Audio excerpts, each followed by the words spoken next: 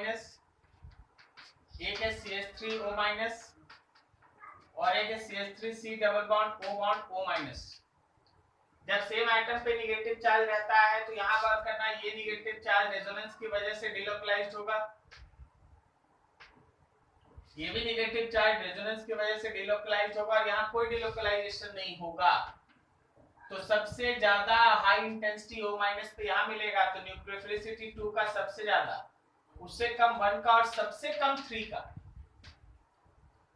3 का सबसे कम इसलिए क्योंकि यहाँ पे इक्वल रेजोनेंस है,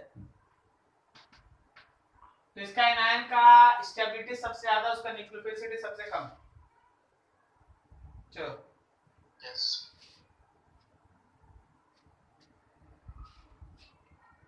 आगे 116, in which of the following reaction either SN1 or SN2 takes place? ये तो हम लोग लास्ट कर लिए थे ना?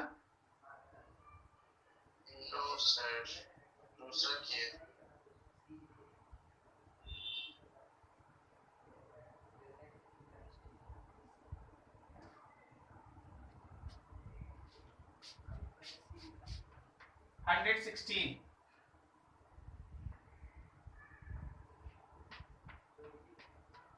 ये Cl, फिर है H2C double bond CHCl,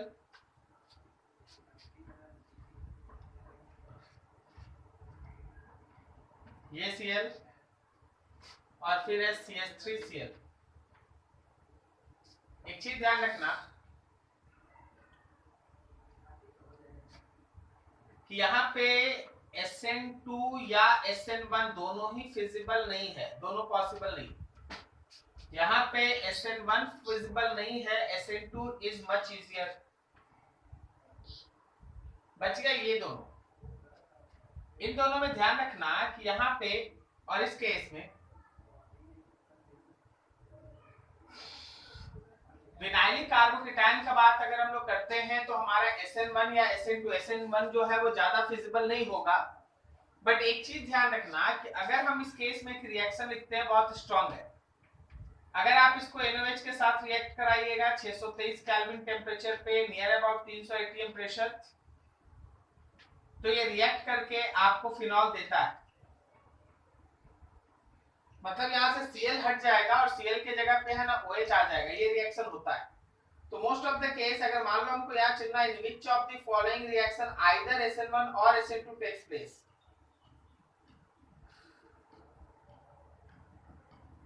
sir second वाला जो उसमें तो दोनों करना चाहिए ना। हम वही देख रहे हैं, वही चेक कर रहे हैं।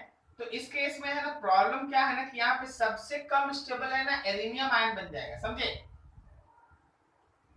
और यहाँ पे एक स्ट्रेस का विनाइलिक कार्बोकेटायन बनेगा और साथ में बैक साइड में स्टेरिक हिंड्रेंस भी कम है, स्टेरिक हिंड्रेंस इज लेस।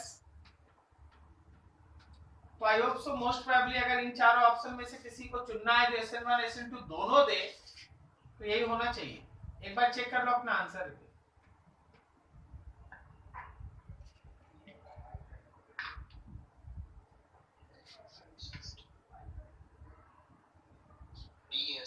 हाँ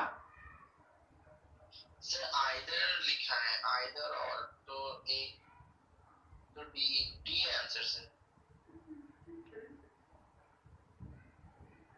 सर क्वेश्चन में आइदर और लिखा है तो दोनों में से कोई एक जिसमें हो, SN2 एक उसमें हो रहा है। आइदर SN1 और SN2,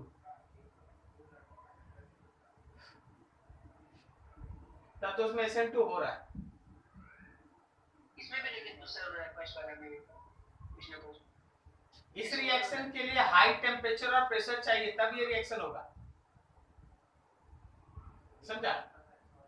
लेकिन यहाँ पे तो SN2 हो रहा है, तो आइदर SN1 और SN2, तो ऑब्वियसली इसी को लेके चलिए जनरल कंडीशन में सेटिस्फाई करेगा SN2, लेकिन इस पे तो होगा नहीं।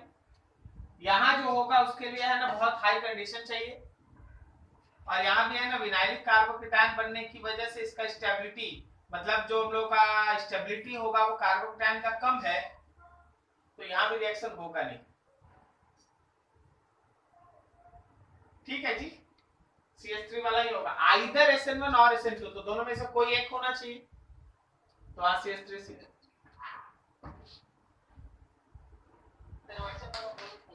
सेकंड वाले में स्टेरिक हिंड्रेंस कम है तो स्टेरिक हिंड्रेंस कम है, लेकिन लिविंग ग्रुप हटने के बाद यहाँ पे आएगा तो प्लस ही ना, यस तो इस वजह से उसका स्टेबिलिटी कम होने की वजह से है ना, उसको अवॉइड किया जा रहा है, ठीक है।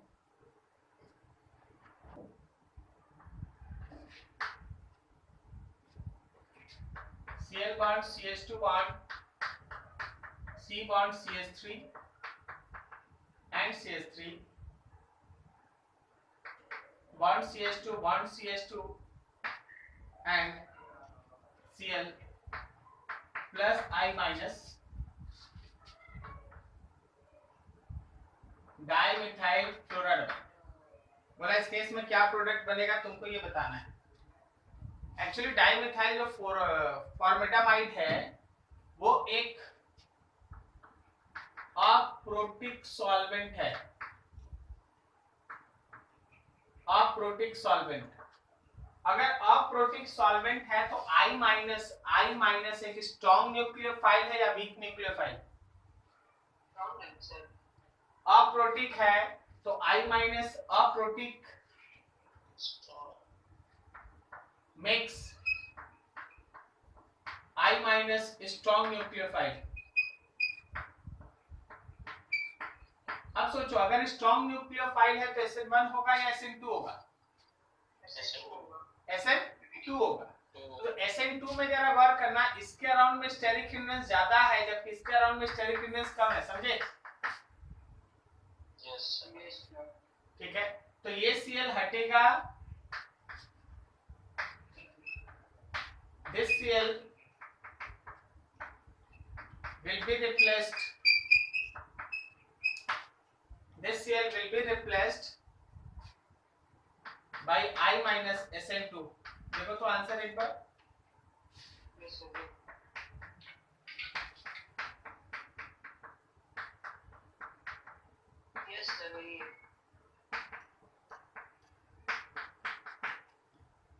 ठीक है, तो ये आंसर समझ में आया, सारा चीज कहां से बात निकल रहा है। सर एक और क्वेश्चन। रुको जी, सबका है, और किसी का कोई डाउट लेते जाओ जी। Which of the following alkyl halide undergoes rearrangement in SN1 reaction? कौन इसमें rearrangement जाएगा?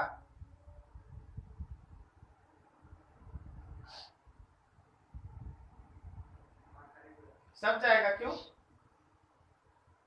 लास्ट वाला थोड़ा सा समझ नहीं आ रहा है, आई वाला बस, और तो सबका तो समझ में आ रहा है।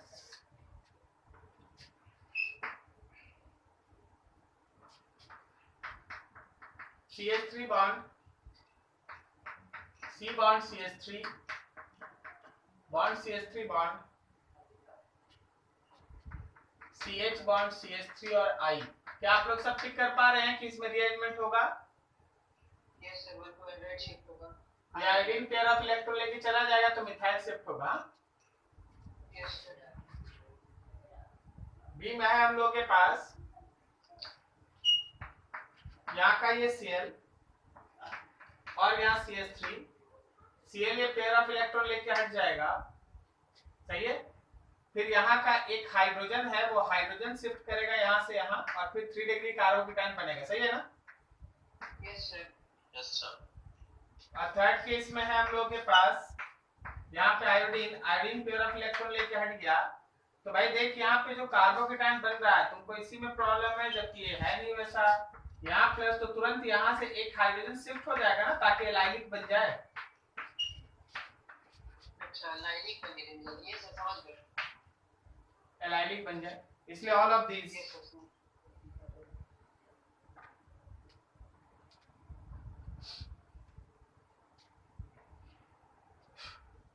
हमें लगा बोला ऐसे फेल नहीं लिखा होना चाहिए, किसी के भी रिपोर्ट कार्ड पे फेल मत लिखिए, आप उसको नंबर दे दीजिए, वो अपने समझेगा, वो फेल है के पास। 75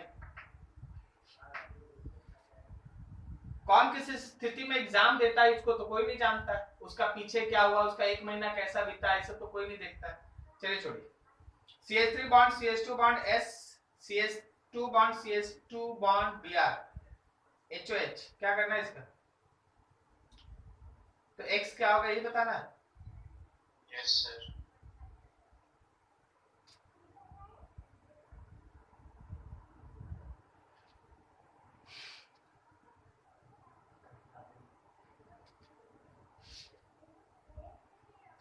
स्टार दिया हुआ, स्टार दिया समझ में। स्टार तो सर कार्बन 14 के लिए दिया हुआ होगा।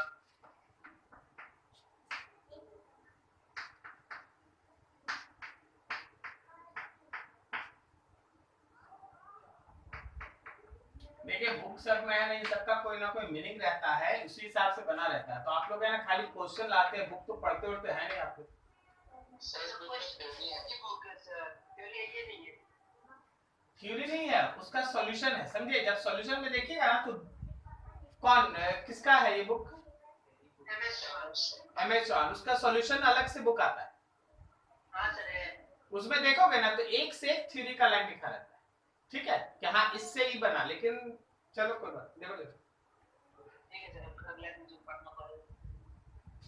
HOH है, वाटर है। देख जो कॉन्सेप्ट दिख रहा है उस हिसाब से हमको यही दिख रहा है। H plus OH माइनस में टूटेगा, ये आ जाएगा।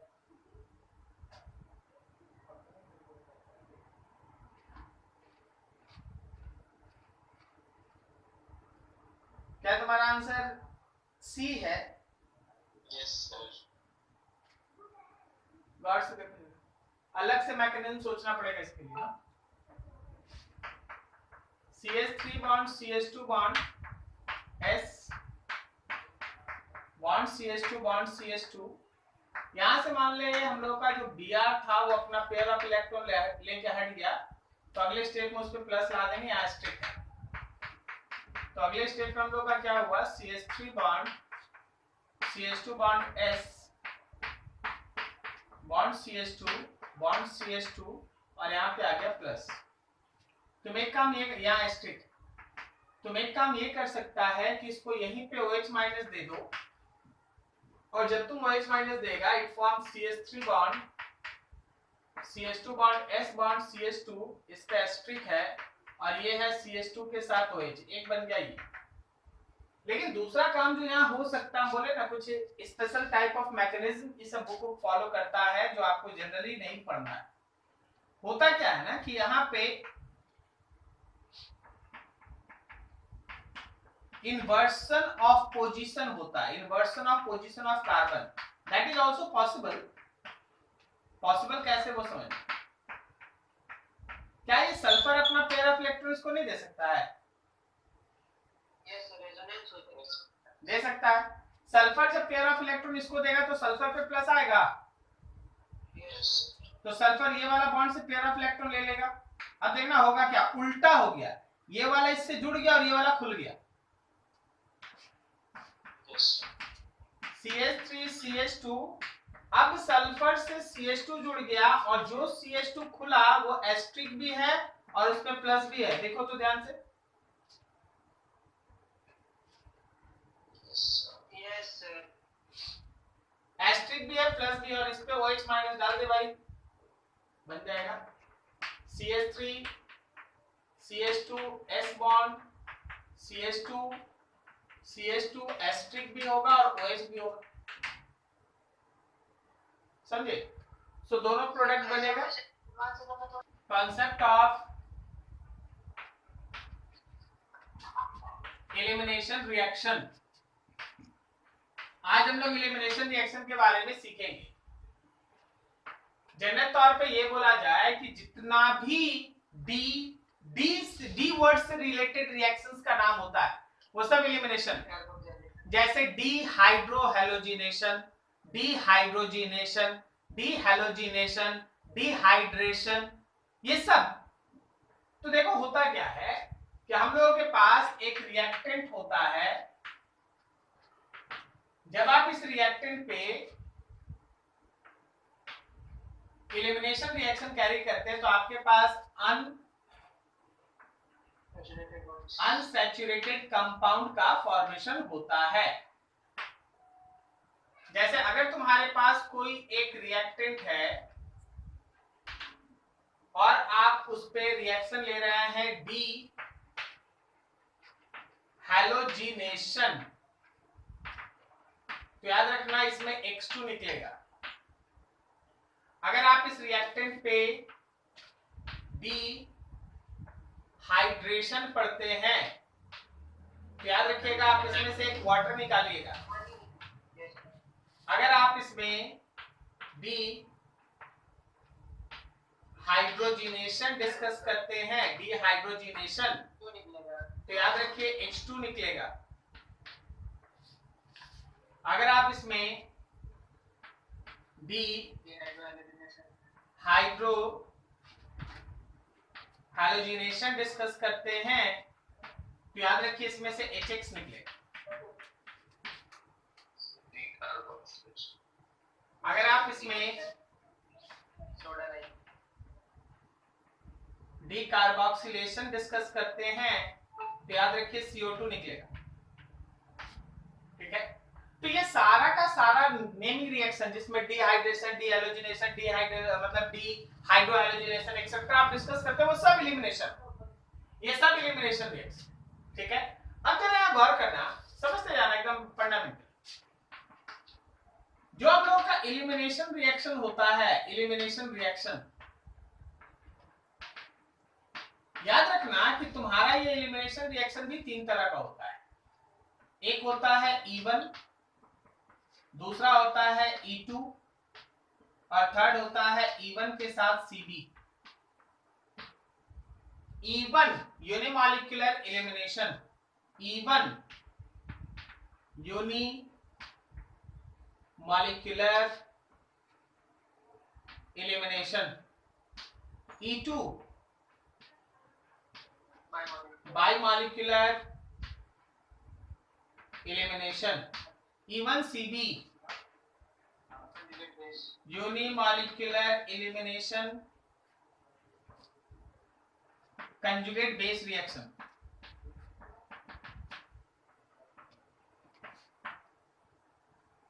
ठीक है, तो ये तीन डिस्कशन हम लोगों को करना है। अब हम आपके नॉलेज के लिए एक और इंपॉर्टेंट चीज बताएं। E1 mainly follows in dehydration of alcohol। Alcohol के डिहाइड्रेशन में ध्यान रखना मेजर कंटेंट E1 मैकेनिज्म का होता है, E1 चलता है। और E2 bimolecular elimination mainly follows in dehydrohalogenation of alkyl halide। ठीक है, और ये जो चलेगा उसके लिए हम लोग अलग से डिस्कस करेंगे। इसका मेजर सेक्शन वहां बनता है जहां पे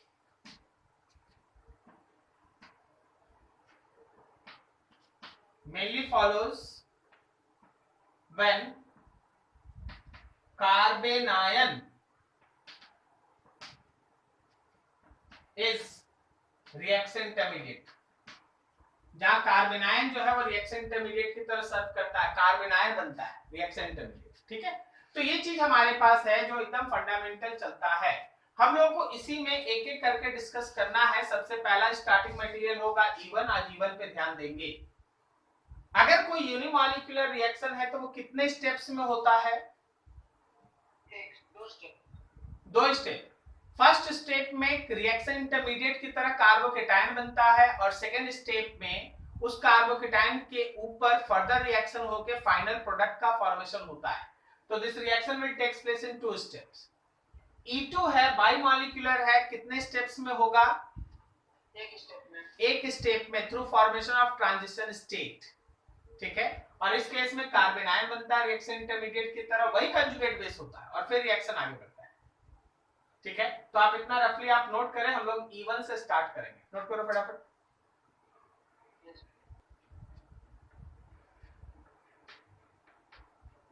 यूनिमॉलिक्यूलर एलिमिनेशन रिएक्शन even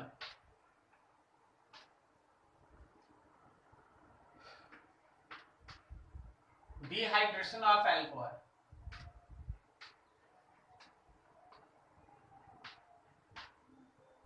मान लो जैसे हम लोग के पास है CH3 bond CH2 bond CH2 bond CH3 और यहाँ पे है एक OH, ठीक है, लाइक दैट। जब हम लोग इसको डिहाइड्रेटिंग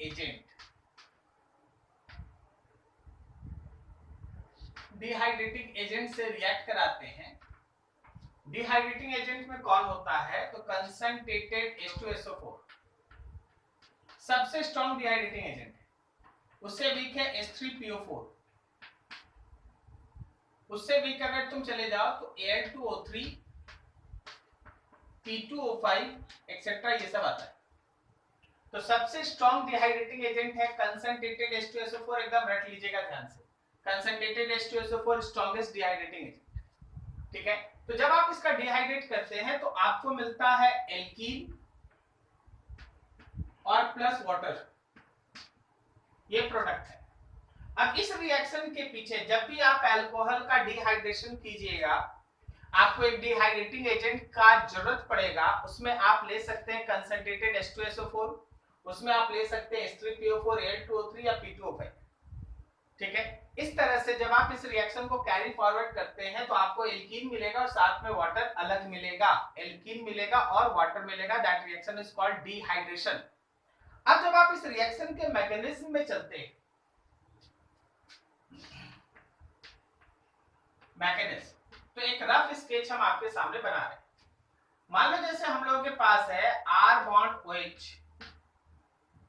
सबसे पहला स्टेप में क्या होता है, इसको है ना एक H प्लस दिया जाता है। H प्लस कौन देगा, तो जो हम लोगों के पास डिहाइड्रेटिंग एजेंट है वो H प्लस देगा, ऑक्सीजन अपना पेयर ऑफ इलेक्ट्रॉन इसको देगा। तो आपके पास बनता R बॉन्ड O के साथ ऐसा ऐसा 2H, ऑक्सीजन पे प्लस। इसको हम लोग कहते हैं प्रोटोनेटेड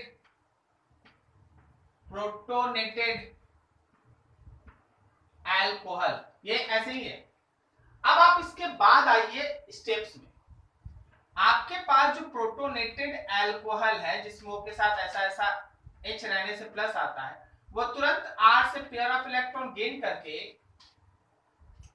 R प्लस बनाता है और वाटर अलग।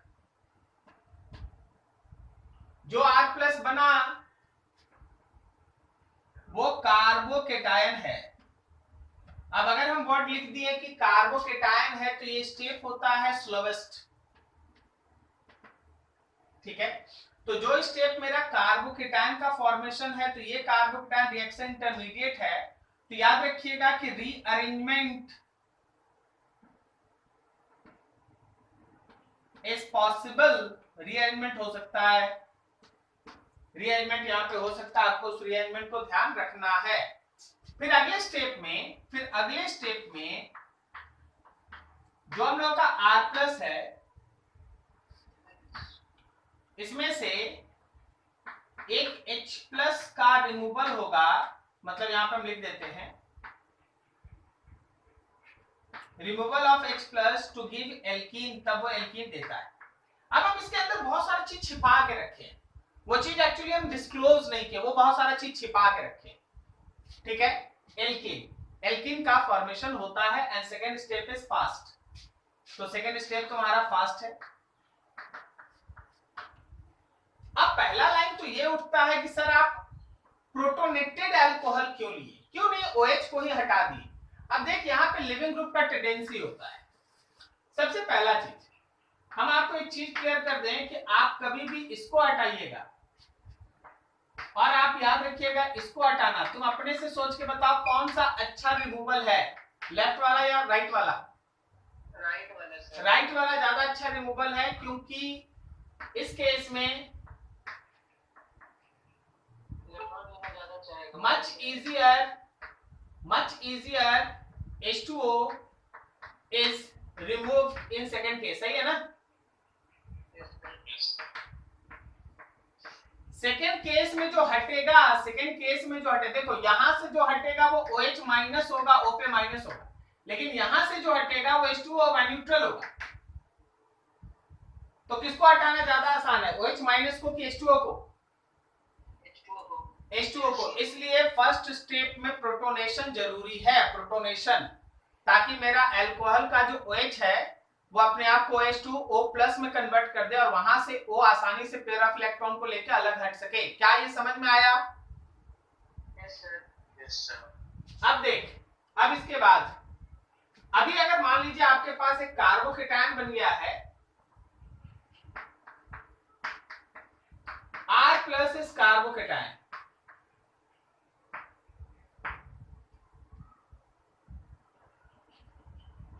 which can rearrange itself and then after, उसके बाद then after removal of H+ adjacent to C+ takes place to give alkene। Line अच्छे से समझना। R+ कार्बोकेटायन है, जरूरत पड़ने पे रीअरेंजमेंट कर सकता है।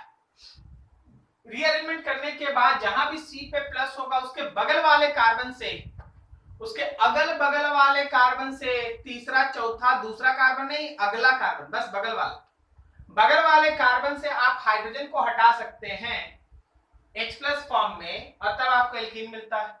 अब यहां भी एक कंडीशन है कि अगर एल्कीन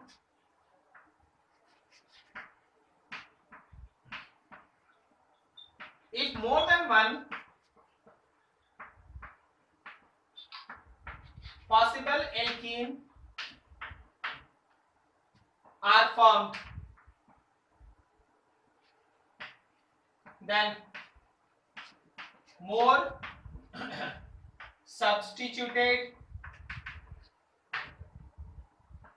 alkene, हम आपको और इजी कर दें, more number of alpha hydrogen, याद है hyper conjugation, yes sir.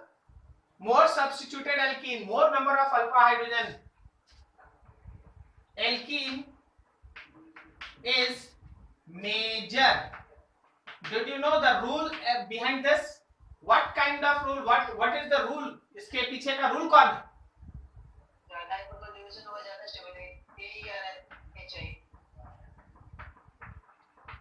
Set-Jeff rule आप 11 में पढ़े। Yes sir. Set-Jeff rule, more substituted alkene will act as major product if more than one possible alkenes are formed, then more substituted alkene will act as major product। याद आया? If more than one possible alkenes are formed, more substituted alkene वो होता है जिसमें ज्यादा number of alpha hydrogen होके, more substituted alkene will act as major product। क्या यहां तक थ्योरी में किसी को कोई प्रॉब्लम? नोट करो यहां तक, फिर और आगे बढ़ेंगे।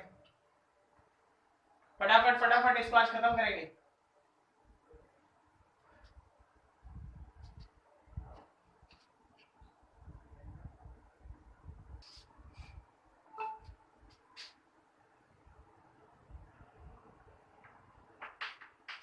कोई एक रिएक्शन है CH3 बॉन्ड CH2 बॉन्ड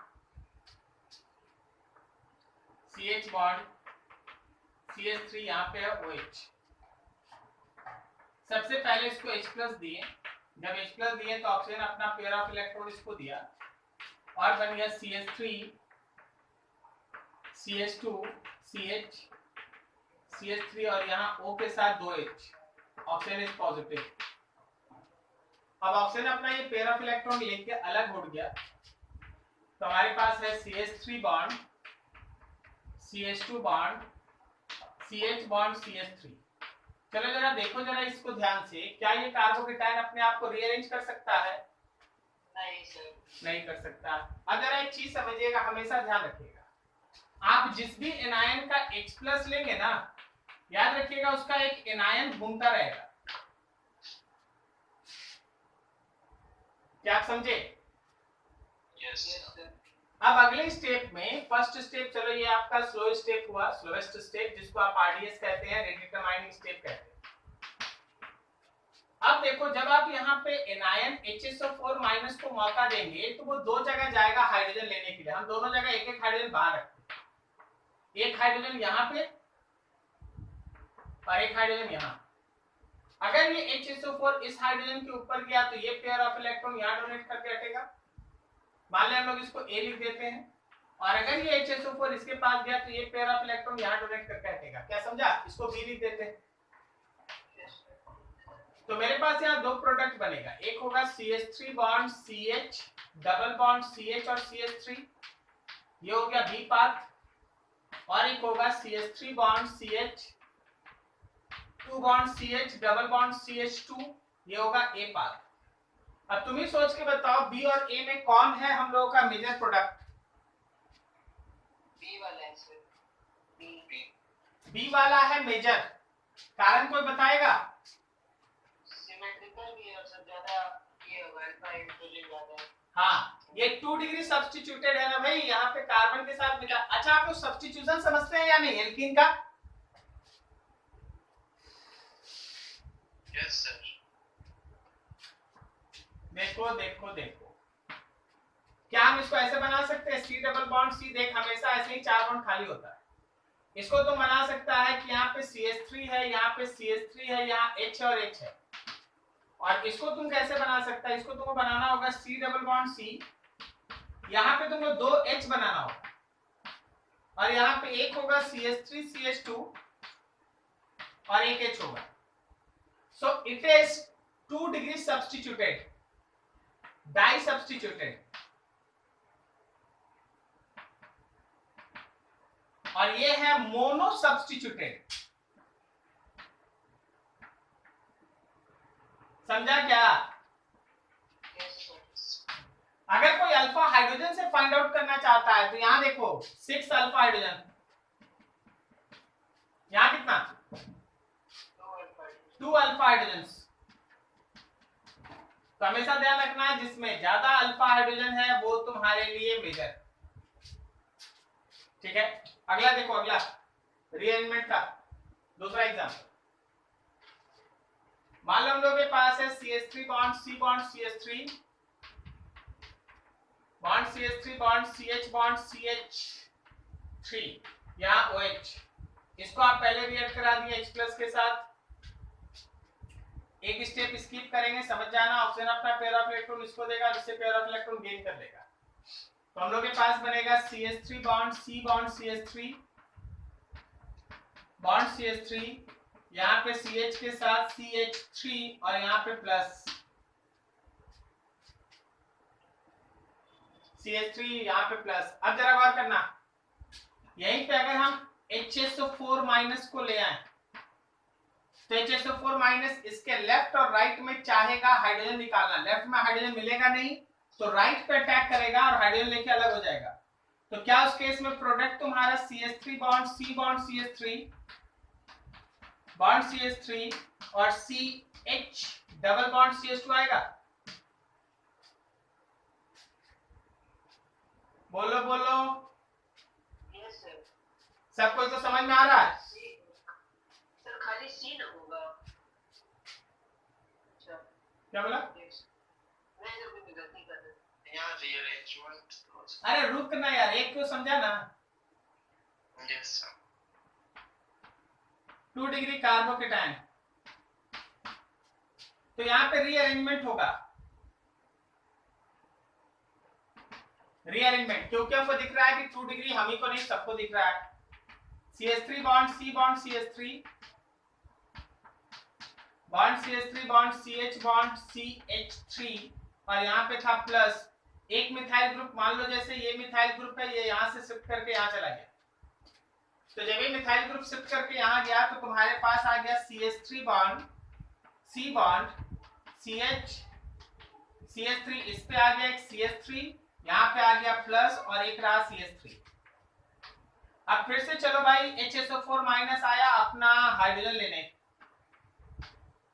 अब इस HSO4 माइनस के पास दो दो जगह है, दो दो पॉसिबिलिटी है अटैक करने का। एक, इन दोनों में से कहीं एक जगह से हाइड्रोजन,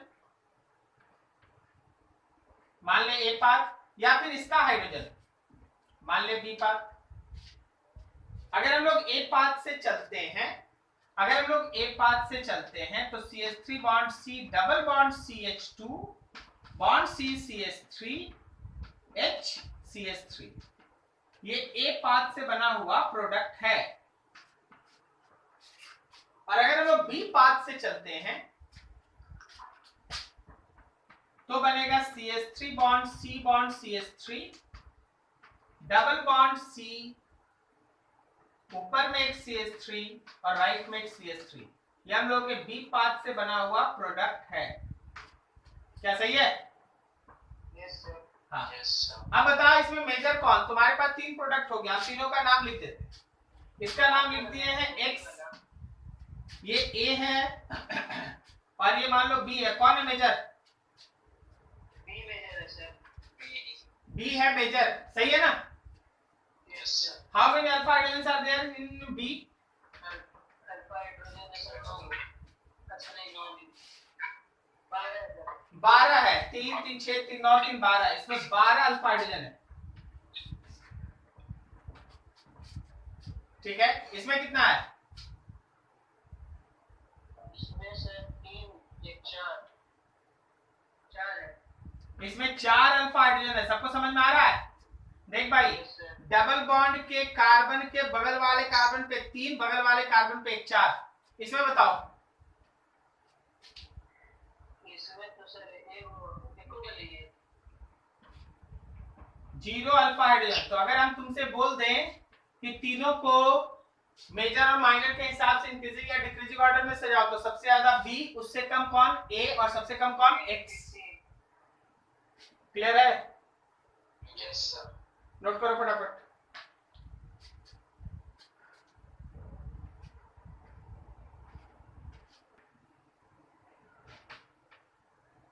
एनर्जी लेवल डायग्राम समझना। याद रखना, एलिमिनेशन के लिए आप प्रोटोनेटेड अल्कोहल लेते, ठीक है? प्रोटोनेटेड अल्कोहल अपना पेयर ऑफ इलेक्ट्रॉन लेके हट जाता है तो आपके पास R+ बन जाता है, और ये होता है हम लोगों का स्लोवेस्ट स्टेट, यही होता है रेट डिटरमाइनिंग स्टेट RDS। और फिर यहां से एलिमिनेशन होता है, तब जाके आपको कोई एक एल्कीन मिलता है, सुटेबल एल्कीन। ये स्टेप होता है फास्ट। इसमें क्या होता है? तो इसमें होता है removal of proton, removal of proton H+। जरा देखो और ध्यान से सुनो। जब आप इसका एनर्जी लेवल डायग्राम बनाते हैं, अभी तक तो अब आपको आइडिया भी आने लगा होगा कि डायग्राम बनेगा कैसे।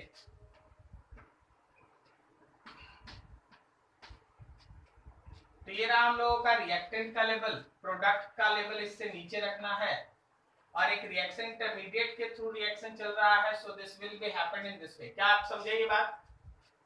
Yes sir. क्या सभी को समझ में आया? तो यहाँ कौन है? यहाँ है ROH2+, यहाँ कौन है? R+, और फिर यहाँ कौन है? एल्कीन। फर्स्ट स्टेप का जो एक्टिवेशन एनर्जी का रिक्वायरमेंट है वो बाकी सारे स्टेप्स के एक्टिवेशन एनर्जी से ज्यादा है, इसलिए फर्स्ट स्टेप है स्लोवेस्ट। क्या सही है? और स्लोवेस्ट है तो यही RDS है। इस पूरे रिएक्शन मैकेनिज्म में अगर केवल एक रिएक्शन इंटरमीडिएट बनता है तो हमारे पास एक, दो क्रस्ट और एक ट्रफ एग्जिस्ट करता है। अब यहाँ का अगला फेज जो यहीं से रिलेट होकर आगे बढ़ता है वो ये है कि जो हम लोगों का फॉर्मेशन है, formation of carbocation,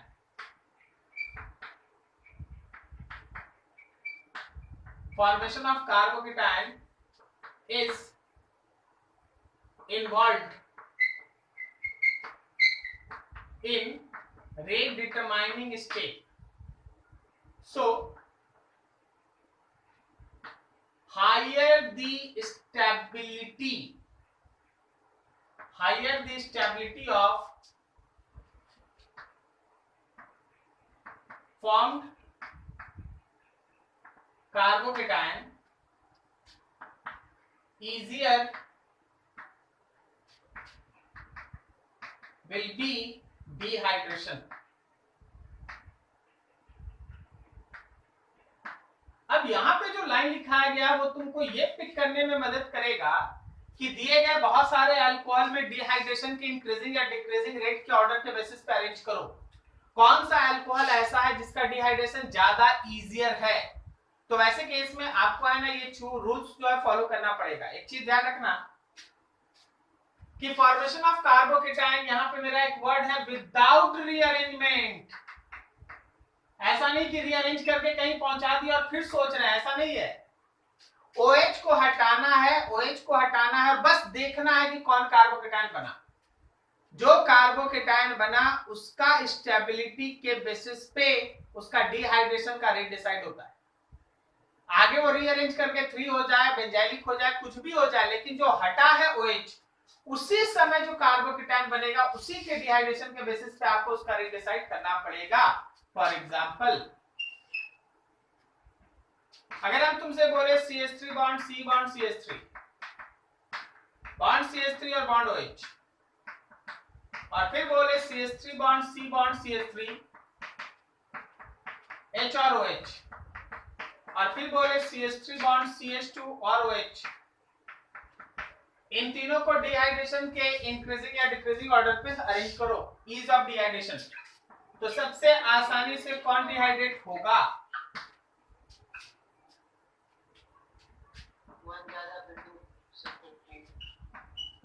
ease of dehydration सबसे आसानी से 1, उससे कम 2 और सबसे कम 3। कारण है 1 में OH के हटने के बाद 3 डिग्री कार्बोकेटाइन, सही है। सेकेंड में 2 डिग्री और लास्ट वाले में 1 डिग्री। ठीक है, अगला देखो, अगला देखो CH3 C बॉन्ड CH3,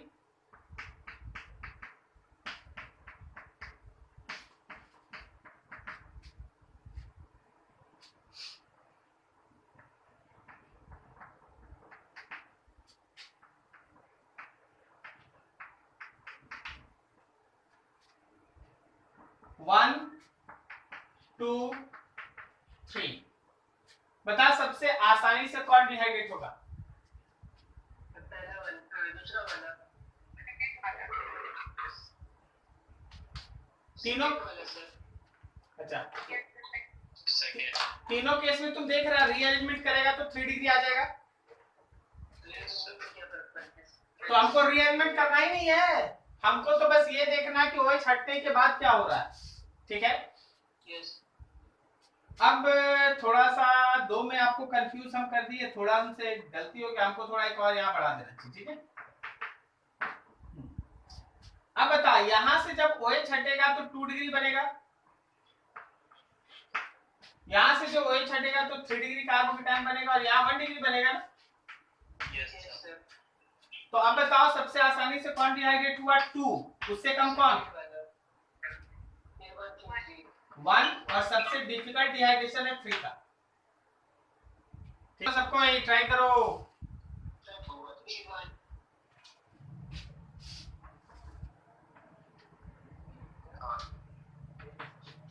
2 सबसे इजी, उससे कम 1, सबसे कम 3, ऐसा क्यों बोला? 1 सबसे कम बोले सर, 3 तो सेकंड में बोले। अच्छा, 1 सबसे कम बोला, अच्छा ऐसा क्यों बोला? ये बोल। सर 2 वाला में ऑक्सीजन के बगल में पॉजिटिव चार्ज आएगा। बिल्कुल सही। और तो 1 वाले में कहाँ आएगा प्लस? तो 1 में भी तो ऑक्सीजन के बगल नेगेटिव 2 है। वो वाला दूसरा जो ऑक्सीजन अच्छा सर, दूसरा वाला 2 डिग्री, बीच में ऑक्सीजन 2 डिग्री। नहीं भाई, ये ऑर्डर एकदम सही है। देख, ऑक्सीजन के बगल वाले कार्बन पे प्लस यहाँ भी आएगा, ऑक्सीजन के बगल वाले कार्बन पे प्लस यहाँ भी आएगा, तो ये दोनों होगा मैक्सिमम स्टेबल। लेकिन इसमें ये 3 डिग्री है और ये 2 डिग्री है, इसलिए 3 डिग्री ज्यादा, 2 डिग्री 1 कम। और ये तो 3 डिग्री है लेकिन ऑक्सीजन के प्लस तो नहीं है। क्या ये ऑर्डर समझ में आया सबको? Yes, sir. Sir, 3 डिग्री कैसे है सर? कौन? सेकंड वाला ऑक्सीजन है सर। अरे 3 एटम से जुड़ा है ना, अगर तीनों कार्बन होता तो आप कार्बन देखते हैं, अदरवाइज ये ऑक्सीजन है, कोई इशू नहीं। 3 बॉन्ड तो बना चुका है ना। Yes yes. ठीक है, तो इससे ज्यादा स्टेबल ये है, दोनों में O के बगल वाले कार्बन पे प्लस है, दैट इज टाई। लेकिन यहाँ एक ज्यादा नंबर है अल्फा हाइड्रोजन का, यहाँ कम नंबर है अल्फा हाइड्रोजन को, तो ये ज्यादा स्टेबल, यस ये कम स्टेबल और यहाँ पे क्लियर है।